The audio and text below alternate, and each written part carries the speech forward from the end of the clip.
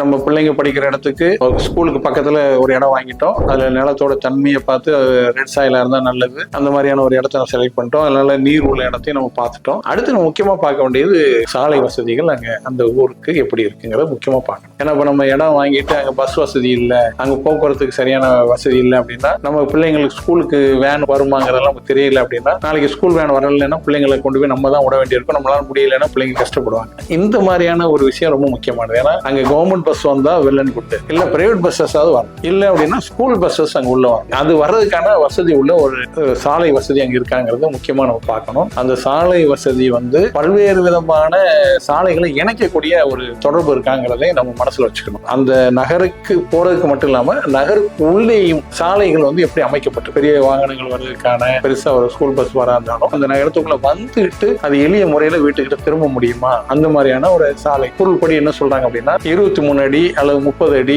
அல்லது 40 அல்லது 60 அடி 100 அடி என்கிற அமைப்புல தான் ஒரு சாலையை அமைக்க சொல்லி குறிப்புகள் இருக்கு. நம்ம அதை தான் பின்பற்றி ஆகணும். இதுல நமக்கு அதிகமா பெரிய சாலை உள்ள ஒரு வசதியான ஒரு லேஅவுட்டா இருந்ததுன்னா அந்த லேஅவுட்ல வாங்கும்போது நமக்கு பிள்ளைங்க எல்லாம் சாலை வசதி இருந்ததுன்னா அங்க எளிய முறையில ஸ்கூல் போயிட்டு வரக்கோ, நம்ம எங்கேயும் எப்பனாலும் இரவு நேரத்துல எந்த நேரத்திலும் வெளியே போயிட்டு வரக்கோ வசதியா இருக்கும். நம்ம பஸ் வசதி மட்டும் இல்லாம அங்க வேனு, அது போக உங்களுக்கு ஆட்டோ, இந்த மாதிரியான வசதி வாய்ப்புகள் இருந்ததுன்னா இந்த டிரான்ஸ்போர்டேஷன் ரொம்ப முக்கியம். இந்த வசதியை நம்ம கண்டிப்பா பார்க்கணும். இது போல இன்னும் நிறைய தகவல் உங்களுக்கு தரேன். நன்றி.